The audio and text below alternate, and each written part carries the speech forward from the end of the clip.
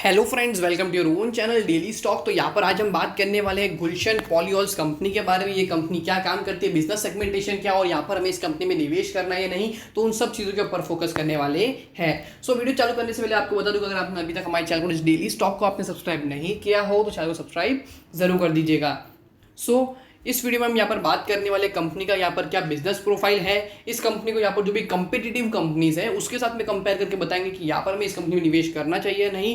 Currently share जो है जिस प्राइस में ट्रेड कर रहा है मार्केट में, according to that sentiment also यहाँ पर निवेश कर सकते हैं या नहीं, या फिर वेट करना चाहिए। प्रमोटर होल्डिंग किस तरह से देखने को मिल रही है प्रीवियस कुछ क्वार्टर्स में, और यहाँ पर क्वार्टरली रिजल्ट्स को भी एनालाइज करेंगे और यहाँ पर हम डिसाइड करेंगे कि यहाँ पर हमें इस कंपनी में निवेश करना है, अवॉइड करना है, या फिर थोड़ा बहुत वेट करना है इन्वेस्टमेंट करने के लिए। So let's begin.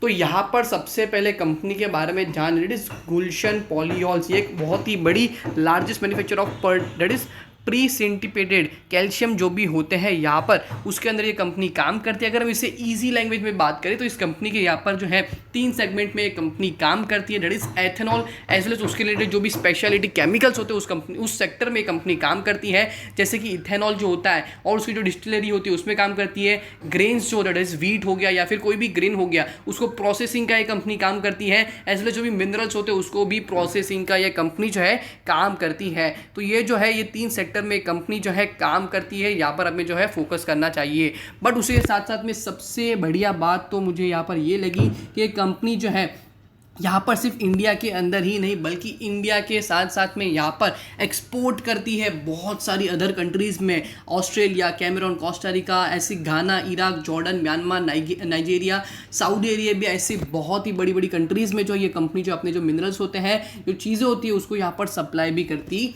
है। और उसी के साथ साथ में ये जो कंपनी है इंडिया में भी बहुत बड़ी बड़ी कंपनीज के साथ यहाँ पर इस कंपनी का कारोबार है। ये सारी एक्टिविटी काफ़ी तगड़ी है इस कंपनी की। और उसी के साथ साथ में जिस तरह मैंने बोला कि जैसे कि कोलगेट हो गया, आईटीसी हो गया, ऐसी बड़ी बड़ी जो भी ब्रांड्स हैं इंडिया में जो कि यहाँ पर आपको काम करते हुए देखने को मिलती है, उसके साथ ये कंपनीज जो है उसके जो भी प्रोडक्ट्स के जो अंदर की जो रॉ मटेरियल्स होता है वो कंपनी जो है प्रोवाइड करने का काम करती है। So that is what I particularly found it is a kind of a best thing. जैसे कि एशियन पेंट्स हो गया, सर्फ एक्सेल हो गया, शूज़ के अंदर भी थोड़े बहुत प्रोडक्ट्स होते हैं, लक्स हो गया, उन सब प्रोडक्ट्स के अंदर भी एक कंपनी काम करती है।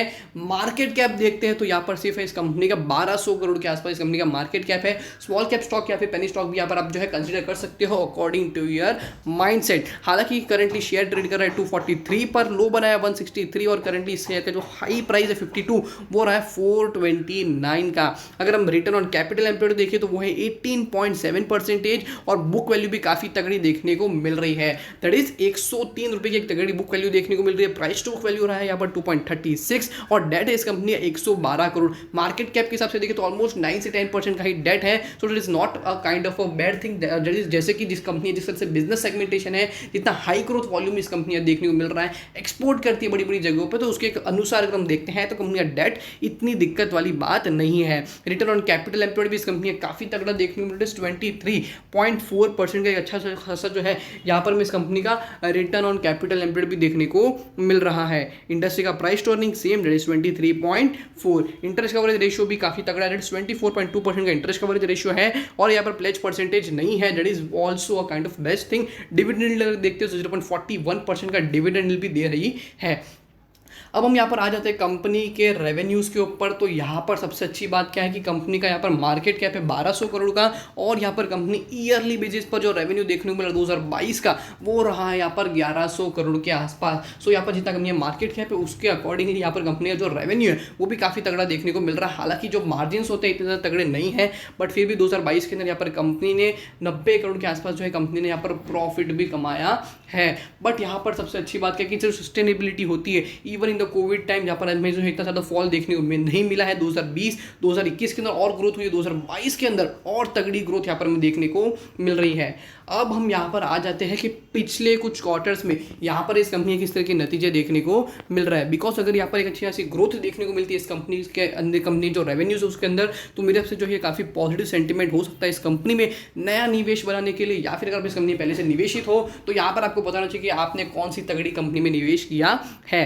तो यहाँ पर अगर प्रीवियस 4 क्वार्टर्स को देख लेते हैं, या फिर प्रीवियस 8 क्वार्टर को भी देख लेते हैं। मार्च 2020 के अंदर 135 करोड़ का रेवेन्यू, जून 2020 के अंदर 121 करोड़, सितंबर के अंदर 209 करोड़, दिसंबर के अंदर 209 करोड़, मार्च 2021 के अंदर 227, जून 2021 के अंदर 239, सितंबर के अंदर 277, दिसंबर के अंदर 293 और मार्च के अंदर 292 करोड़ का कंपनी का रेवेन्यू देखने को मिला है। तो यहाँ पर कंपनी का रेवेन्यूज जो है प्रीवियस 8 क्वार्टर्स के अंदर काफ़ी स्लोली एंड स्टडीली तरीके से जो है काफ़ी अच्छी तरीके से जो है यहाँ पर हमें ग्रोथ होते हुए देखने को मिल रहा है। और उसके साथ साथ में यहाँ पर जो कंपनी का अर्निंग पर शेयर है, भले ही यहाँ पर मार्च 2022 के अंदर कंपनी का अर्निंग पर शेयर थोड़ा बहुत गिरा है बिकॉज ऑफ लो मार्जिन जो कि यहाँ पर हमें देखने को मिल रहा है, एक्सपेंडिचर ज़्यादा हुए हैं, बट फिर भी कंपनी का जो अर्निंग पर शेयर है वो भी स्टडीली बेसिस पर, ईयरली बेसिस पर काफ़ी तगड़ी तरीके से जो है यहाँ पर हमें ग्रोथ होते हुए देखने को मिल रहा है। 2021-2022 को देखते हैं तो 2022 की शुरुआत काफ़ी तगड़ी हुई है इस कंपनी के रेवेन्यू के अकॉर्डिंग। 2021 के अंदर भी यहाँ पर कंपनी ने ऑलमोस्ट 1100 करोड़ का जो है कंपनी ने रेवेन्यू किया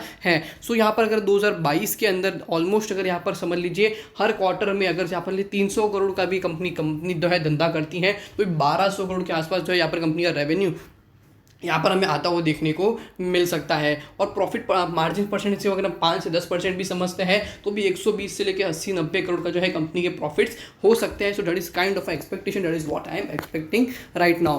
शेयर होल्डिंग पैटर्न देखते हैं तो FII का जो निवेश है वो यहाँ पर ऑफकोर्स यहाँ पर थोड़ा गिरते हुए जरूर देखने को मिला है।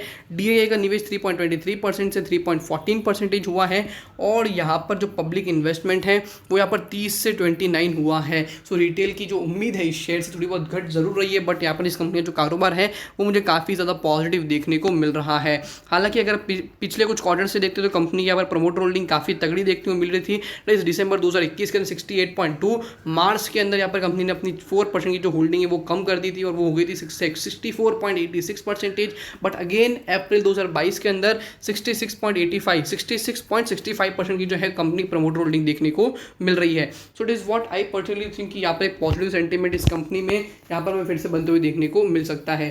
पीयर्स के साथ अगर कंपनी को कंपेयर किया जाए इस केमिकल सेक्टर के अंदर तो भी अगर हम देखते हैं प्राइस टू अर्निंग के बेसिस के हिसाब से भी बहुत ही अच्छे खासे वैल्यूएशन पे शेयर जो है यहाँ पर हमें करंटली ट्रेड होते हुए देखने को मिल रहा है मार्केट कैप के अकॉर्डिंगली भी, एज वेल एज यहाँ पर कंपनी के अगर हम यहाँ पर नेट प्रॉफिट भी देखते हैं क्वार्टरली बेसिस पर तो कंपनी की जो बिजनेस सेगमेंटेशन है उसके हिसाब से यहाँ पर मुझे जो है जायज़ देखने को मिल रहा है। प्रॉफिट मार्जिन इतने ज़्यादा तगड़े नहीं हो पा रहा है बिकॉज यहाँ पर कंपनी एक्सपेंडिचर्स जो होते हैं एक्सपोर्ट करने में as well as company employ हो गया तो उसके कारण जो है थोड़ा बहुत यहाँ पर हमें प्रॉफिट जरूर थोड़े बहुत डाउन जरूर देखने को मिलते हैं। बट यहाँ पर लॉन्ग टर्म सस्टेनेबिलिटी के अंदर एक अच्छा सा जो है मूव ये कंपनी दे सकते हैं, is what I particularly think यहाँ पर मुझे देखने को मिल रहा है। गुलशन पॉलियोल्स के हिसाब से देखते हैं तो 425 का हाई 19.6 का यहाँ पर लो बना है 5 साल के हिसाब से 243.15 पर ट्रेड कर रहे हैं, अच्छा सा जो है बेस बना दिया, that is what I think.